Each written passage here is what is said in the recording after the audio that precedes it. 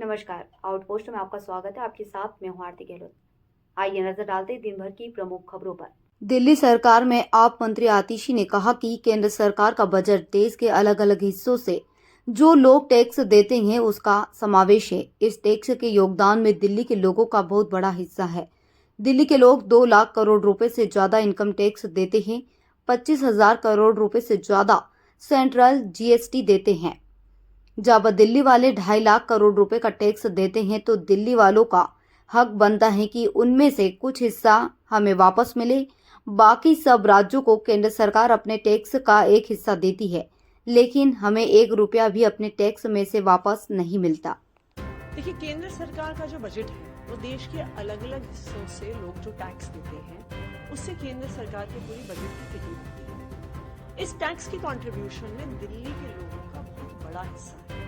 दिल्ली के लोग 2 लाख करोड़ रुपए से ज्यादा इनकम टैक्स देते हैं। 25,000 करोड़ रुपए से ज्यादा सेंट्रल जीएसटी में पैसा देते हैं। तो जब दिल्ली वाले 2.5 लाख करोड़ का टैक्स देते हैं, दिल्ली वालों का भी हक बनता है कि उसमें से कुछ हिस्सा हमें वापस मिले। बाकी सब राज्यों को केंद्र सरकार अपने टैक्सेस का एक हिस्सा देती है, लेकिन दिल्ली जो 2 लाख करोड़ रुपए इनकम टैक्स देता है, हमें 1 रुपया भी अपने टैक्सेस में से वापस नहीं मिलता।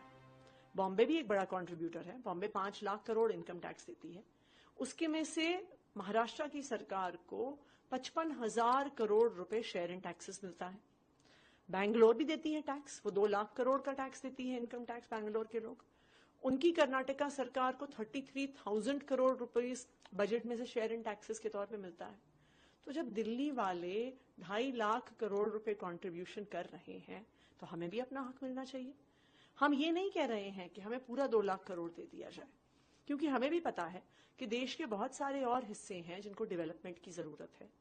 लेकिन इस 2 लाख करोड़ रुपए का 5% तो दिल्ली वालों का हक है, दिल्ली वालों का अधिकार है।